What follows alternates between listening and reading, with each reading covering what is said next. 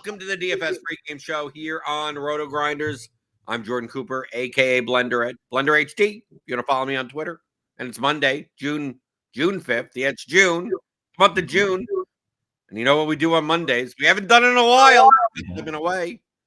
I believe I'm feeding back on someone's side. James, make sure you have headphones in or something. But you know what we do on Mondays? We bring in James McCool. Mondays with McCool. James McCool, the co-author with me on the theory of daily fantasy sports. 15-hour audio DFS masterclass you can pick up at theoryofdfs.com, as well as the advanced player's guide with the custom Excel tools.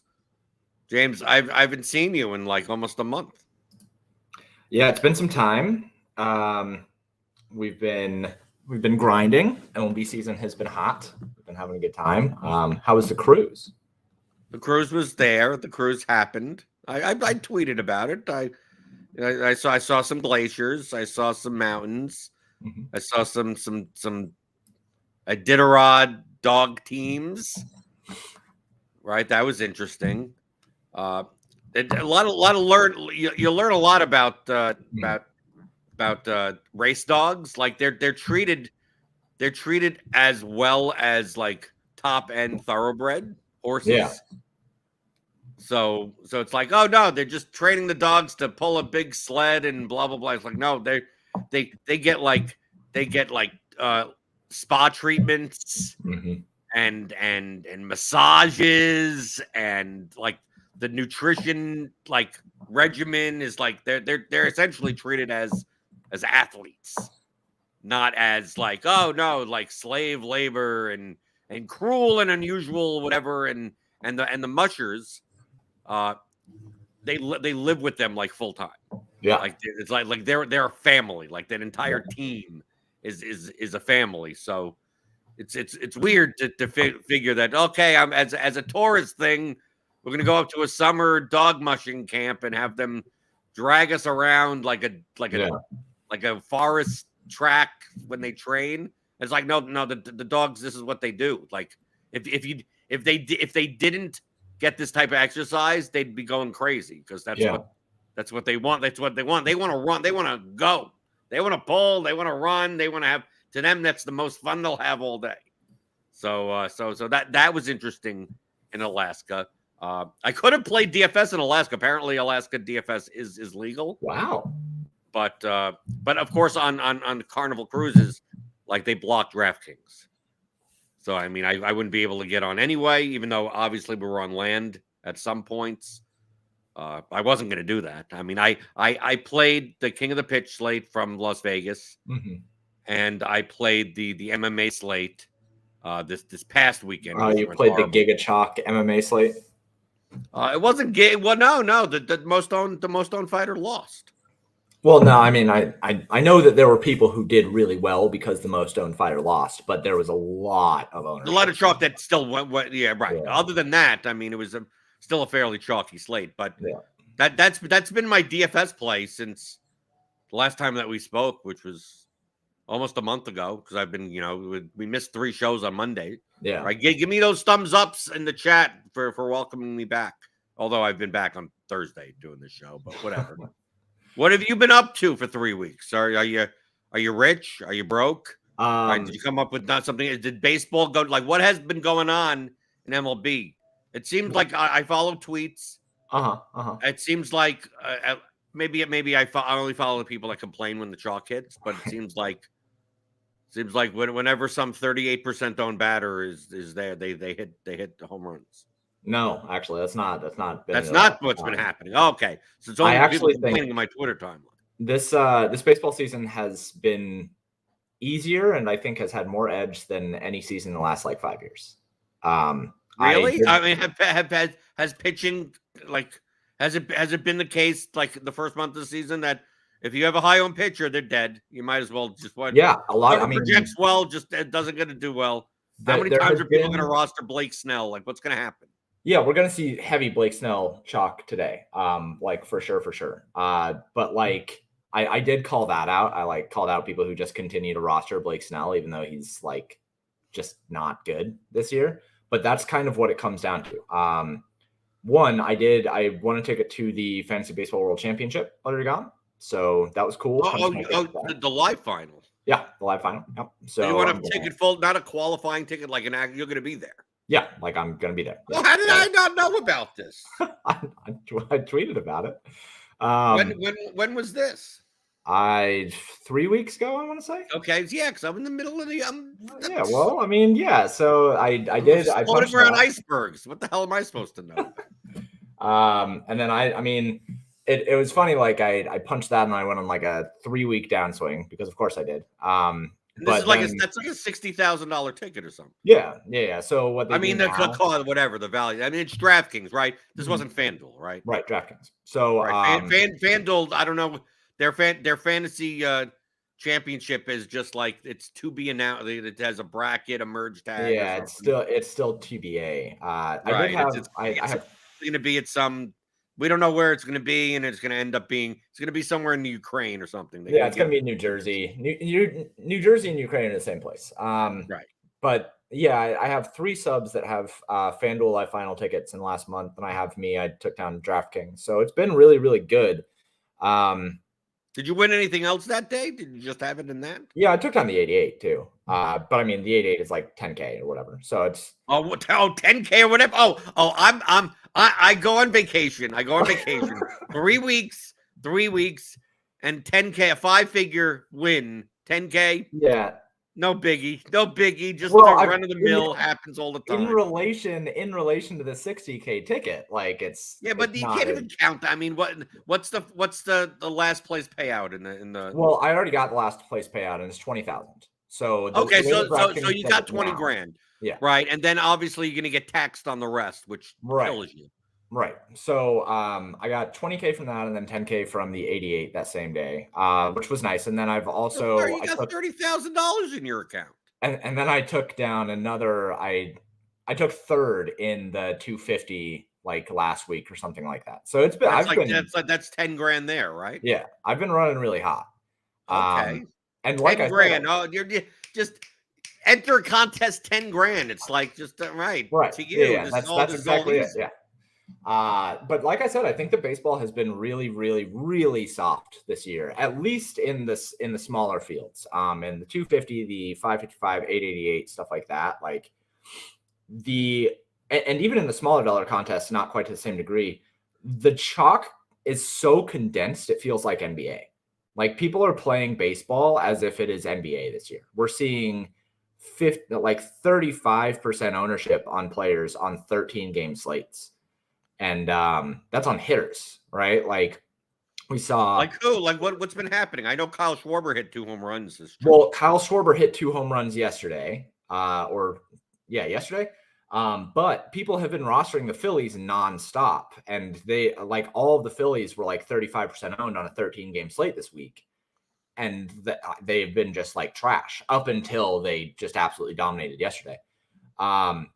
And people still rostering the Padres like they're good. People are still rostering the Padres like they're good. People are still. Should. I mean, on paper they should be, but I mean that's the last thing I remember is the Padres. Their lineup should be good, and you play them at 10% plus ownership, and Soto gets 3 walks in a run, and like what? And they score like 3 runs, and like what's going on? Yeah, it's the same thing with Philly. Like people are rostering Philadelphia, Toronto, and San Diego like they're these powerhouses, but somehow Texas and Tampa Bay are like single-digit ownership every single week. And Texas has like the best scoring differential of the last 20 years. They're just ridiculous. And on top of that, people for about a month and a half just were not attacking the Oakland Athletics bullpen, who legit was worse than Baltimore was 2 years ago. So there's just been like, I think that people have taken this MLB season and said the projections are really, really good. I'm just going to use the projections constantly, and just have thrown game theory out the window. And like, it has been really, really easy. I have found it to be really, really easy. I'm obviously hoping that doesn't change through the summer season, but thus far, chalk has been super condensed on players that on their long-term projections likely project very well, but of the current season, have not been good, and it's just been really, really exploitable. I've given Cardi a lot of crap for a couple of things that he has said recently. Like, he said that the Texas offense was not good, and he said that Nolan Arenado is not a good baseball player. And as soon as he said both of those things, Nolan Arenado hit like a home run 10 games straight. And then Texas obviously is the best offense in baseball. And like, obviously I respect Cardi a lot, but I think that that's where a lot of it is coming from. People are looking at players and teams this year as if that their long form stuff is gospel, and almost ignoring what is happening in shorter concepts. And you know me, I like to try to account for shorter samples. So I think that's why I've had a lot of success so far, is just while I care a lot about some of these longer term samples, I also think that it's really important to understand that like some of these guys are hitting some walls, or some of these guys are doing really, really well, have changed some things, and these shorter samples, I think, just shouldn't be ignored that much.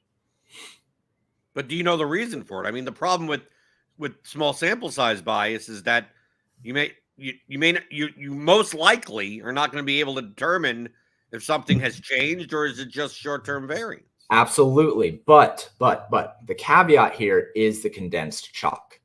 That's the caveat here. There is, like, while there is a risk to betting on a shorter sample being like a real thing, it's probably not a real thing. We know that. But there is outsized upside in betting on these shorter samples continuing for some amount of time, because people just are not paying attention to them.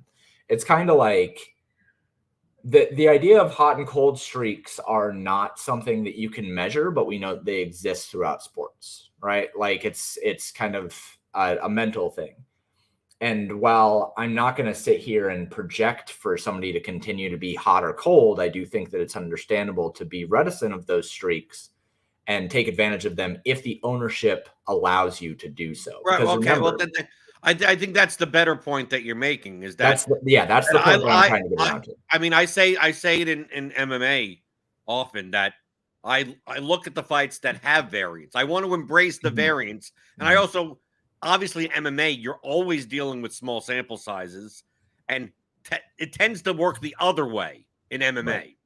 Of, oh, we only have 3 fight sample, and everyone takes those 3 fights as that's who the fighter is, right, regardless of what the matchup was or the strength of opponent. And you go, yeah, this person's an awful wrestler, right? So I'm gonna attack them with this grappler or whatever. And like, well, it just says that they haven't fought in 16 months. Maybe they got better at wrestling. I mean, like, I'm not saying that there's no data to support that, but since the ownership is going towards, oh, we know this. Like, right, I'm just going to bet on the fact that maybe the game plan today. I mean, I've obviously, she lost Jin Yu Frey over the weekend, but I mean, I played a lot of that female underdog because Elise Reed has almost no ground game, and Jin Yu Frey sucks, but she has some wrestling in her back pocket, and like, the best path to victory is to take her down. And people are like, well, she's only had like 1 takedown in like 9 fights. It's like, yeah, because she didn't need to take anyone. I mean, like, she's 38 years old. Maybe she goes in with a game plan to take people. And then she came in with the knee sleeves and started shooting for takedowns. Of course, didn't do much damage and ended up losing the fight in a split decision. But at least it's like, okay, she got 3 out of 5 takedown. Like the whole thing of, well, she's not going to do this because the past 9 fights she hasn't. Like, I'm trying to jump on what is a change. Right. So the same thing with you and pitching or hitting, of like maybe this hitter is a little bit different than it was. He was 5 years. Whether it be he fixed the swing, his StatCast numbers are better, or same for the pitching. They added a new pitch to the mix. That the velocity is up or down. Can I capitalize on that soon? Knowing that if you take 50 different cases of that, 25 of them are not going to end up coming to fruition.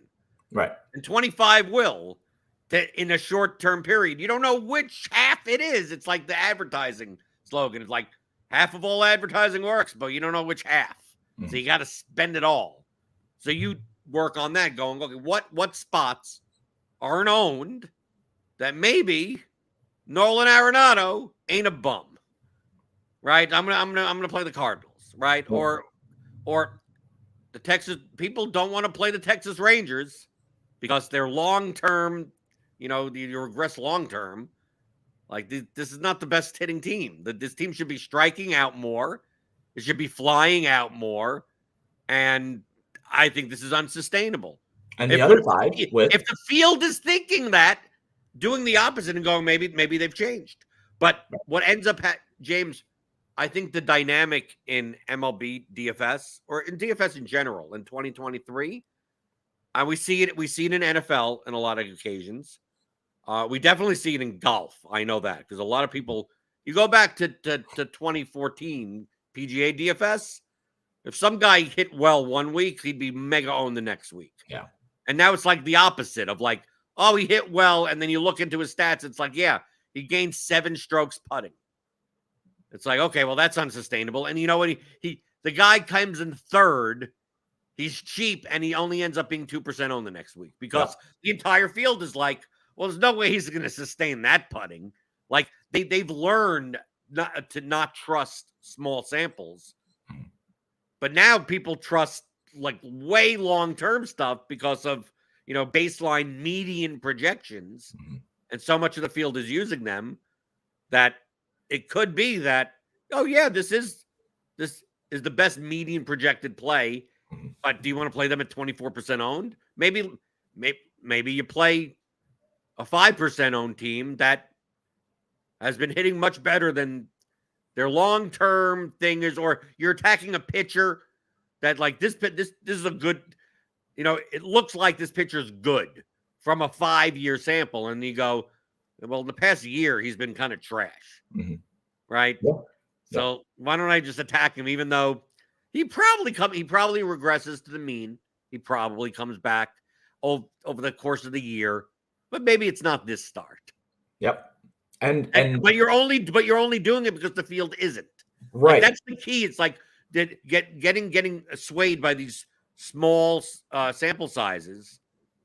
You shouldn't be leaning into that when the field is, when the narrative in basketball is like, oh, this 3-point shooter is shooting hot and he's going to be 28% owned on a 9-game slate. It's like he's a 3-point shooter. Like that's a high variance situation. You don't want to play him at high ownership. The key that's concept, kind of what you're doing. I think that's the concept here is to say when a volatile situation is highly owned, you don't want to be on it. When it's low owned, you'd like to take the shot. So with baseball and short samples being very high volatility, you want to take shots on that kind of stuff when it is low owned, not when it's high owned. Especially with hitters. I mean, that's why I think the baseball is the best sport. It's because people will look at projections. People don't know how to deal with volatility. People inherently people are really bad at it.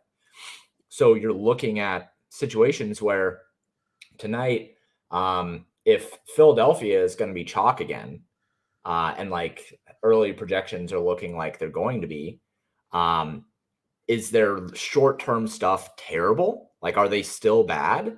Then it might be a spot where you get off of them for a team that is equally priced somewhere around there, or in a better spot, somebody like Texas up against Wainwright or something like that. And to speak to the volatility, right? Like I have said multiple times in the Pater Discord today, like I posted my roto tracker. I showed what like the life of a true extreme GPP bro looks like. Down, big spike.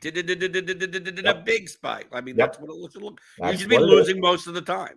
Yep, that's what it is. And I said, and I'm very transparent, I min cashed, or won a tournament 5 times in the month of May.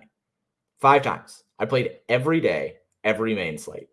And I cashed 5 times, and I ended up $55,000.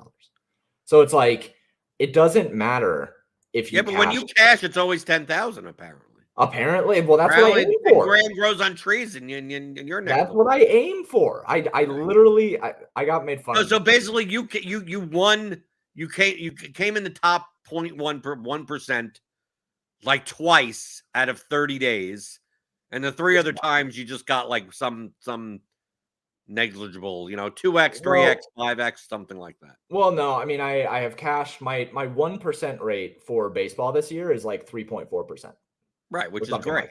Like which is obviously unsustainable, but in a small, maybe you're running hot. Well, maybe I should be rostering you in DFS. I am running hot, but to like say the other end of that, my 99th percentile is like 4.5%. So like I'm either finishing very first or very last, and that's how I like to play. That's how I prefer to play. Well, that's how you should be playing. James, the difference. Like when people, I see this sometimes when people like I came like fifth from the bottom. I said, well, if you came fifth from the cash line, you get the same amount of money. Right. Who cares if you came in fifth from the bottom? Like it pays the same amount. Doesn't matter. Right? Yeah, coming in the top 30th percentile, which doesn't pay, right? If you came in that every day and you came in last place every day, it's the same amount of money. You might as well come in last. It doesn't matter at that point. Right. So you might as well go against ownership to some extent and come in last place. I mean, dude, the worst case scenario is jamming the chalk and coming in last place. Yeah. And I have made fun of people a lot this year for there's one dude in my Discord. His name is Elite Break, and I love him to death, and he knows that. And like I use him as an example of somebody who eats. So you're gonna say it's this, so now you're gonna shit on him, right? Yeah. I'm going to. I'm going to call him out. Typically, what people say, it's like I respect you, whatever. I love you to death. I blah blah blah, and here's the insult. Yeah, and here's the insult. And he knows this because I've talked to him about it. He just eats too much chalk, and he knows that he does, and he's trying to work on it. And like he is reticent of the problem, but like he ends up one day he posted this lineup, and he ended up in like 10th or something in a tournament. And it was about the best case scenario. Every single one of his guys hit a home run, and they were all like 35% out. And I'm looking at him like, that's why you can't do that, because like your high end expectation is like 5th to 10th percentile. Like your 1% equity there is basically non-existent because of the amount of ownership that you ate. So here's what you do. You just like have 1% 3 single digit ownership players, and like you're good. That's all you need to do. Do it at pitcher, do it at outfield, wherever. Doesn't matter. Build the exact lineup that you built, and then just change 3 things. That's it. Just find 3 pivots somewhere. And like if people were to just do that in baseball, they would be very successful in small fields. So does he do that? No. Right, because which highlights what we always do. Why do we do this show? Right? Oh, you're gonna teach people how to play, not to make bad lineups, right? Especially in MLB. So you make not bad lineups, you're good. You're about as equal as anyone else, pretty much in the field. Well, you're gonna teach too many people, the edge is gonna be gone. Well, look, people, you do a show and people still don't listen. We have written books. We have put out courses. I have a Discord where I talk all the time about this stuff, and yet I still see people saying, "Oh, well, can't roster this guy because his BVP is bad." And I'm like, right, or I gotta play this team. They're a lock, right? Gotta play the Yankees today. They're a lock. Who cares if they're 7 million% owned? Always a lock, bro. All right, JWH says, so does this mean we should redeploy the blender vomit stacks? The vomit stacks, I mean, I'm assuming the salaries are similar the same way. We still get plenty of guys that are like 2K, 3K in lineups, right?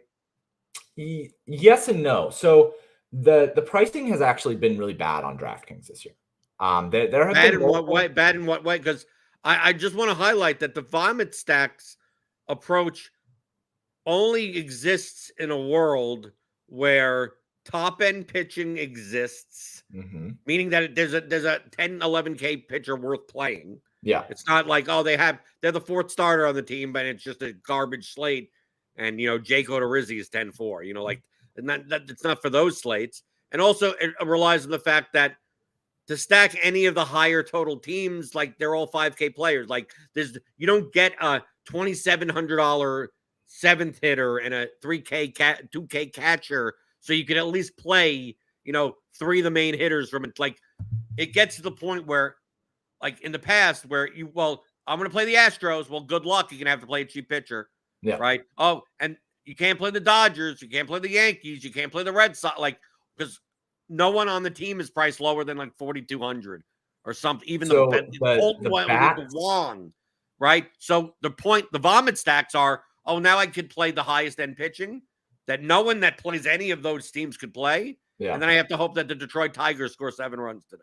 Like that, because they're all priced under 3,500.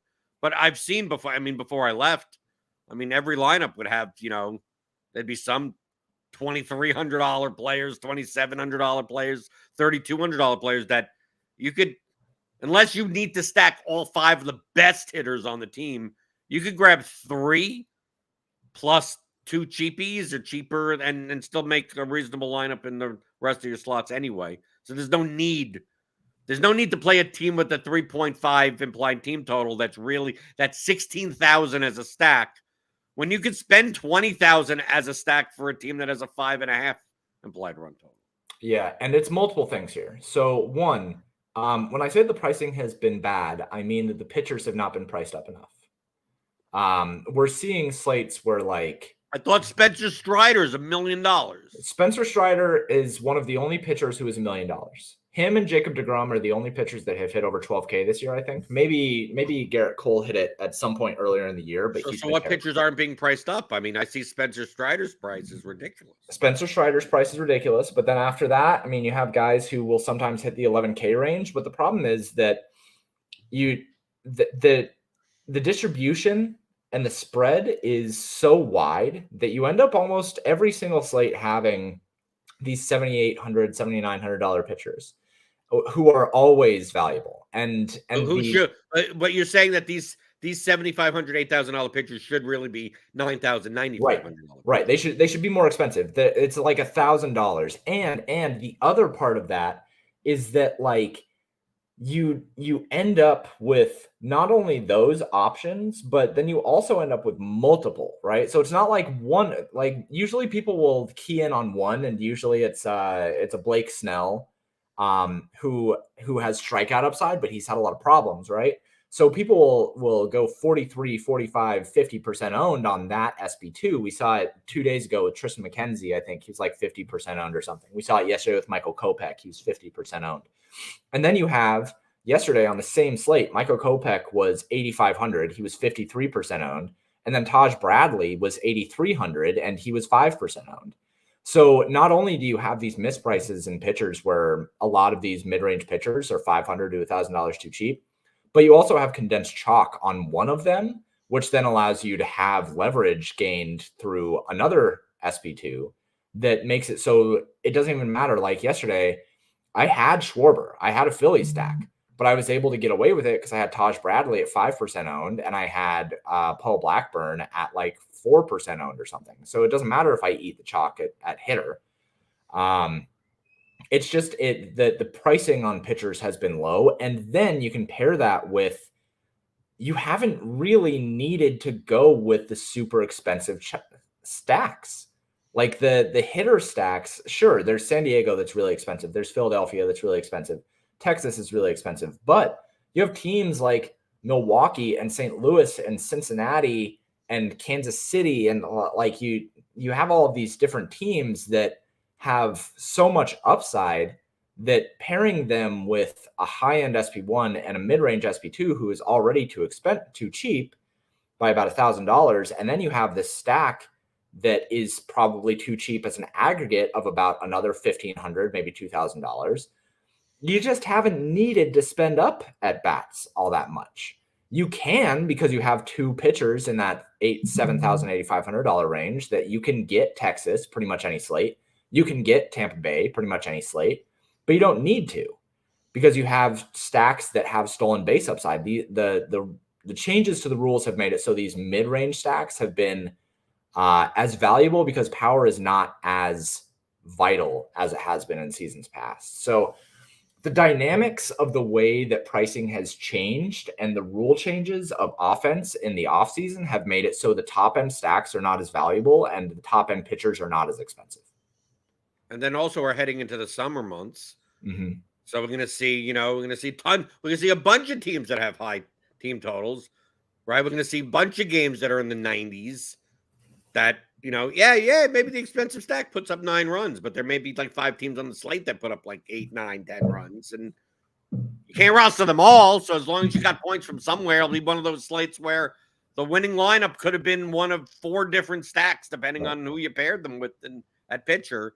So yeah, the vomit stacks they were my thing, 3 or 4 years ago, just the salary dynamics. But back then, DraftKings pricing was much more efficient. Mm-hmm. So going, you didn't getting Akil Baddoo lead off 2,400, and then Jamer Candelario at 2,700, and you build this lineup, and then you play like Jacob deGrom plus Spencer Strider lineup, like that type of lineup. And like, the thing is, people are still doing that, though. Who's doing that? Quite a few. Really? The Tigers have been chalk multiple times in the last month. Really? Well, I'm gone. The Tigers have been chalk. It has been there has been Spencer Torkelson chalk. There's been Riley Green. People have stacked up the Tigers on regular slates. People are stacking up the White Sox. Torkelson has been chalk. What? Yeah. Has there been was he the only eligible first baseman? No. So people said that I need to play that guy. Bro, I told you, baseball is the easiest that it has been in years.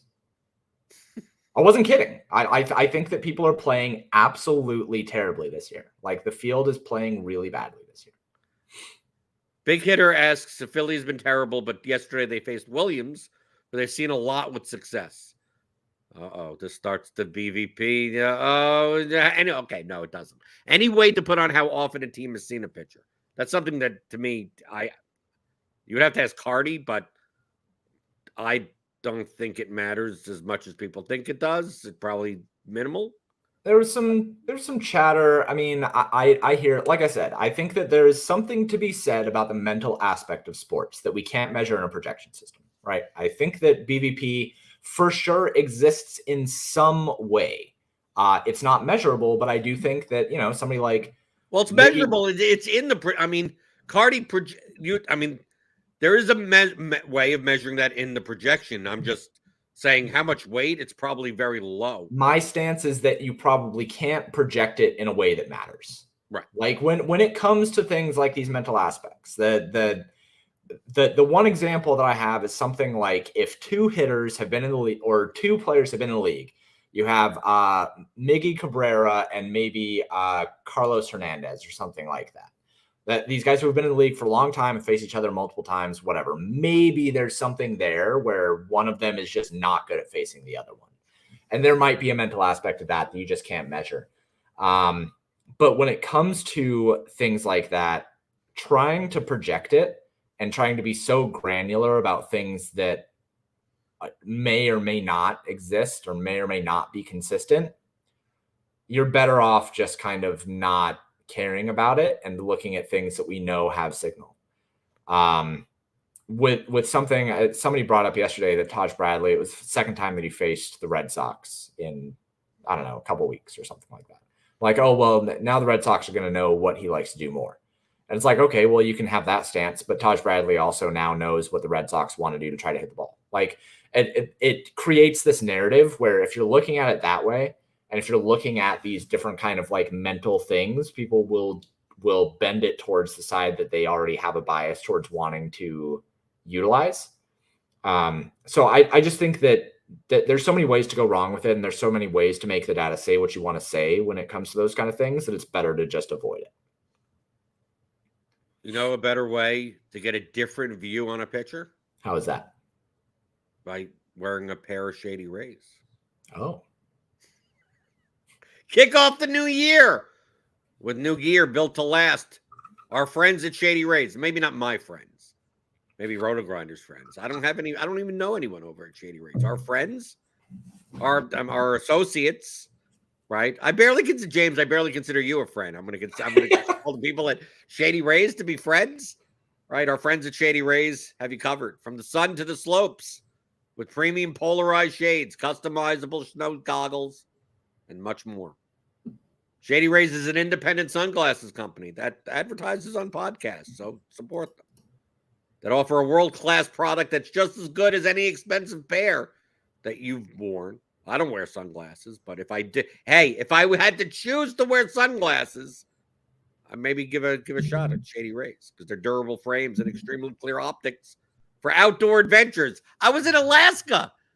I should have bought a pair for when I was in Alaska because when you say like outdoor adventures, that's not me. That's obviously like me talking about outdoor adventures. Like when I need to wear Shady Rays for the lights for my studio lights here for shows more than outdoor adventures. But that's not all. Shady Rays offers the most insane protection in all of their eyewear. Every pair of sunglasses is backed by lost and broken replacements.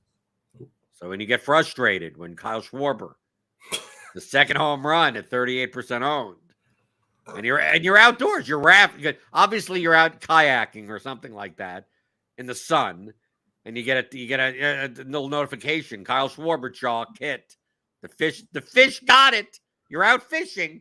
You're out on the sun in the lake, right? You're fishing. Next thing you know, last place in the 121 because of Kyle Schwarber, and you take those sunglasses and you throw them in the lake.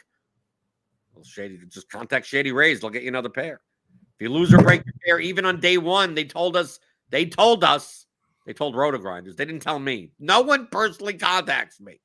Why do they have me say this? They don't personally talk to me at all. Who would want to talk to me? I don't wear sunglasses. They told us they will send you a brand new pair, no questions asked.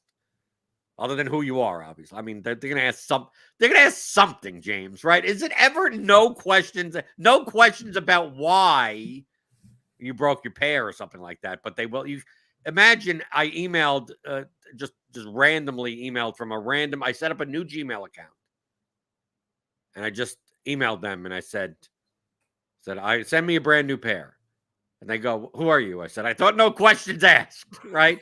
Obviously, they're going to ask some questions, but not the questions that you think they're going to ask. Wear your Shady Rays with confidence because they have your back long after you purchase. So with Shady Rays, you could look good and feel good. Do you ever feel like, James, do you ever feel good in glasses? Does it make you wear glasses? I do. I actually love my glasses. I think so they make you feel good. Yeah, they do make me feel good. What else do they do for you? I mean, they're an incredible accessory. I actually buy frames that match outfits that I usually wear, and I would do the same with a pair of Shady Rays. How does maybe I don't get fashion. How do frames match outfits? Well, so my frames are gold and brown. They have some turtled on the back, and they match outfits because typically what I wear are whites and khakis and some blacks. So gold goes well with. Okay, so the color of the frame, but like the style of frame, like and curvatures is like square. Does that matter? It does. It depends on what kind of outfits you like to wear and what kind of persona you prefer to have. So James, I like to wear basketball shorts. Or pajamas, and a t-shirt, and a hat, and black sneakers. Sometimes with no socks because I just don't even bother putting them on. Mm-hmm. What's the perfect glasses for me? Probably some grandpa frames. Those really like droopy with the like flat brim top, in like just matte black. I think would probably work pretty well for you. Okay, but it also has to match it. It has to match your jewelry. That's the biggest thing. I wear no jewelry. Right. So that's matte black for you. Yeah. Okay. I only wear gold. I wear gold and onyx when I do wear my jewelry. Now you're getting 10K all the time. You should be upgrading. I'm actually going to buy some new jewelry before the live final for sure. You got to look good, right? I do. It's important. I have to look good. DFS players don't look good. You got to look like you woke up. No. Well, that's why it'll be so easy for me to be the best looking person there when I win $1 million. It'll be pretty nice. I'm excited for the live final. Like I said, though, I am super feast or famine, so I'm very excited to go and either win $1 million or just look like a total ass. James, if you win the live final, will you donate some of your money to charity? Of course. Yeah. Every time that I have a big hit, I donate to Charity Water. Well, Shady Rays does also. Oh, to date, they've donated over 20 million meals to fight hunger with Feeding America. So if you don't love these, it seems like so much of this is get these glasses, right? These Shady Rays, independent sunglasses. And like, it seems like half of the sales pitch is trust us, you'll like it. If you don't worry. Don't worry. You can send it back and you get your money back. No, some questions asked, but not the questions that you think you're going to be asked, right? Because they're going to ask who you are. They're going to ask, right? So there's no risk. The team has your back. You can return them free within 30 days. Okay, so exclusively for RotoGrinders listeners, Shady Rays is giving out their best deal of the new year until they have another deal. Go to shadyrays.com and use the code RotoGrinders for 50% off 2+ pairs of polarized sunglasses. You got 50% off of 2. You got to do some math here. Now, since you're on the DFS pregame show, you shouldn't be able to do that math, okay? Right? You should be much better at math on these shows. If you love what you're watching Dean on Grinders Live, 50% off of 2 pairs, too much math for those people on Grinders Live, but you should be able to do it. So try for yourself the shades that are rated 5 stars by over 200,000 people. So they're high, they're very high owned, right? They're the Chuck sunglasses. So like, you know, and essentially your eyewear for the sun, right, is a cash game. So you got to play the chalk, right? You got to play the high owned chalk when it comes to eyewear. ShadyRays.com. Use the promo code RotoGrinders. Do you think that's the ad read that cancels the sponsorship? Do you think or do you think it's the opposite? It's like, oh no, you didn't just boringly just go through and just read stuff that's on a sheet. I thought that our banter in the middle of it was helpful. I was under the impression you didn't realize the ad read was still on. No, I kind of figured that's where we were going. Okay, you just started talking about the live final. I was like I gotta segue this back somehow. No, I knew what we were doing. I just needed to add a little flavor. You know, it's important. Oh, okay. So you added so boring. James McCool flavor. They got to put in your humble brags into the ad read. It's important. Otherwise, people are going to hear the key terms $1 million, looking the best at the event. You know, people are going to want to buy those things now. Maybe Shady Rays will hear you and go like, dude, you're going to the live final. Here's a pair of Shady Rays. Man, wouldn't that be sick? Let's get a Paydirt and Shady Rays partnership. We can get the Paydirt logo directly on the middle of your eyeballs. Oh, you're right. You need frames. You need custom frames. I do. That would be cool, actually. That'd be really cool. Right. That's what you're going to do. What's first place at the live final? $1 million? $1 million. Okay. So there you go. Payout structure is really flat out, actually, which is nice. Right. Yeah. Other than the qualifiers. Right. Yeah. I took third in another qualifier while like 3 days later or something. And I was thinking about it and I'm like, do I even really want another seat? Because I think I suck at building multiple lineups. Right. So don't even bother. You're in, you qualified, you don't have to spend any more money, you're done. Right. Yeah. And so many people use so much getting a ticket that like the monetary value of it is just a misnomer at that point. It doesn't even matter. And another thing, James, you could do is if you go for more seats, is sell your action. And that would be the plan. Very likely would just be to sell the equity. Actually, what I wanted to do was get another ticket and then use it as like a community ticket, and whatever the winnings were from the second ticket would just go to. Well, then you'd have to go with, this is my real ticket. This is my lineup. That's the community lineup. It should be everything's all together. Well, yeah. If I was going to sell, I could do both. Yeah, I agree. But I mean, you sell your action. So, like for instance, it's like if you're going to spend X amount of dollars qualifying for even a second or third seat, yeah, you sell 10%. You know, 10% is X amount of dollars or whatever like that. Then someone pays for that, and if you you don't qualify, from it, you don't get the equity. Like that's the point. Right. I mean, that's done all over the place in DFS. Yeah, I know this. I know. We've talked about that before. We've talked about equity swapping because people didn't know what it was. We talked about that on the show. Would I buy equity? Would you charge me a markup? For you? No. Well, I wouldn't pay a markup. So it doesn't matter. Doesn't even matter if you charge a markup. I'm like, there's no reason that. I was gonna say yes anyway. Right. Well, whatever. Yeah, I've never bought a piece of anyone. So like, I don't think I'm going to start now. I've only bought for like twice. And it was friends. Like, it wasn't even people who like. Well, I could see swappings. Like if I had a ticket, if I cared about live finals and tried, I've and swapped a couple times, yeah. right, I'd be like, okay, let's swap 10%, 20%, something like. Okay, yeah. I should have done that for King of the Pitch. Yeah, you should have, right? because you got wrecked, dude. Four tickets didn't even come in the top half. Yeah, that's and what's the difference between that and coming in? No, I agree. It was a really the chalk hit really hard though, right? Like you just probably weren't on it.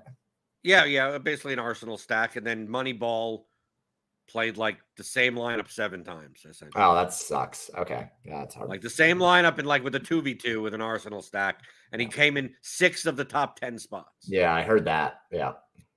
So that's is what it is. It is what it is. I still have a second. I still have a third in 7 years. So I mean, that's not a bad track record, I guess. Yeah. But I mean, I didn't sell. I mean, I could have sold equity or swapped it. Like I probably could, like with like Ryan, like Belongia. Yeah, who's one of the top soccer players. Then we do the soccer podcast on another site. I probably could have swapped something. Now he had 9 entries. Yeah. Or 8 entries or something like that. Like it would have been obviously not an equal swap. Right. I get 5% of him, he gets 10% of me or something like that. Could have done that. I don't know if it wouldn't have changed that much, but yeah, it wouldn't have been me getting. I mean, it was $600 minimum payout, and I already got those. Yeah. Like I just okay. Well, there's my tickets. Bye. But the difference between the thing is the payout structure in that contest is that like 101st to 200th place all pay the same amount. Right, $600. And then 51st to 100th pay $800. So it's only a $200 difference between coming in the top 100 or coming in the top 150.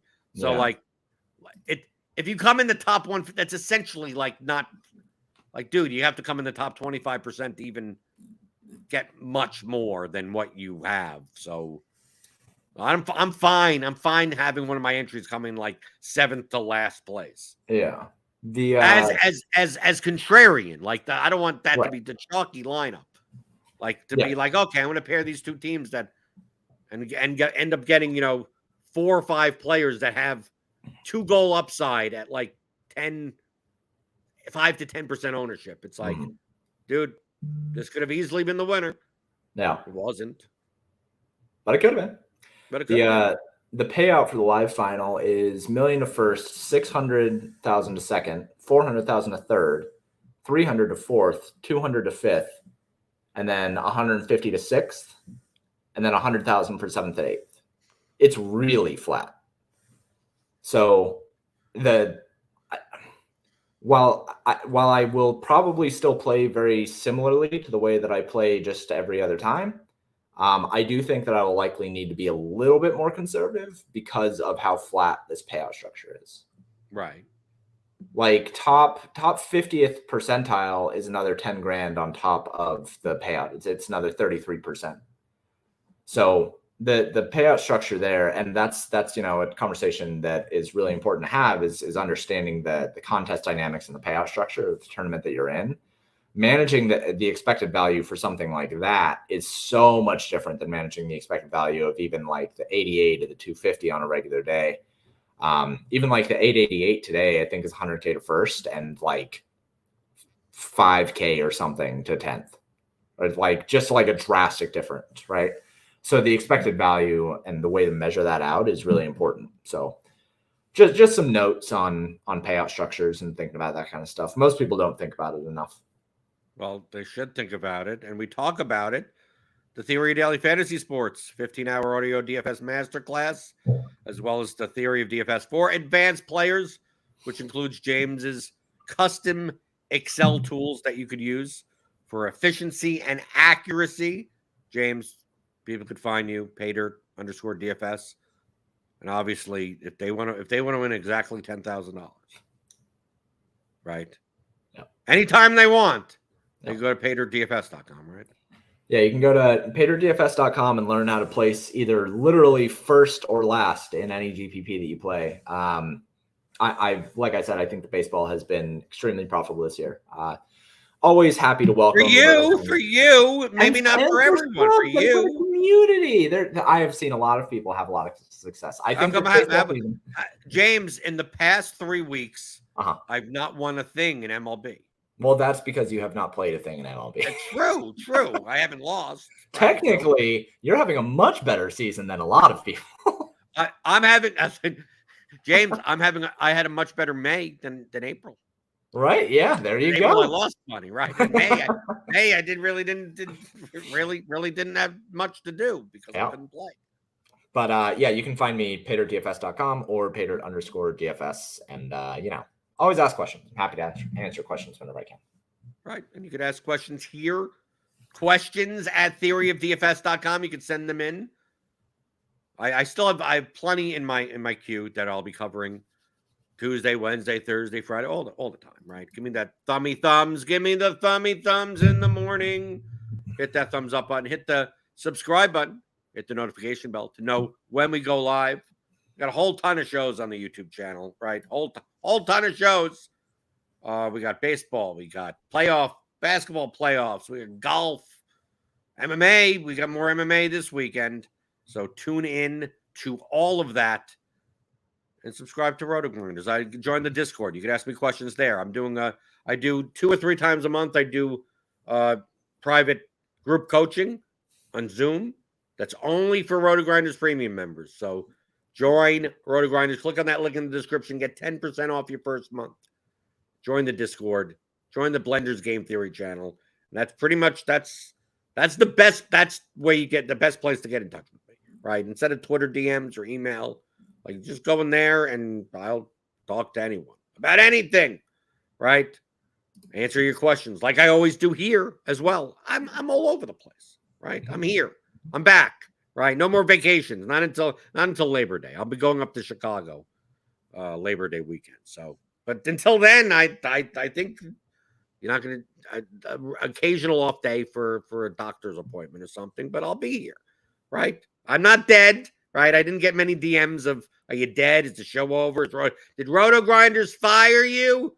Didn't get much of that because people listen, right? I got a good audience on the show. Smart people that pay attention and ask questions about DFS strategy that I answer Monday through Friday at 11 o'clock Eastern on the DFS pregame show on RotoGrinders.com.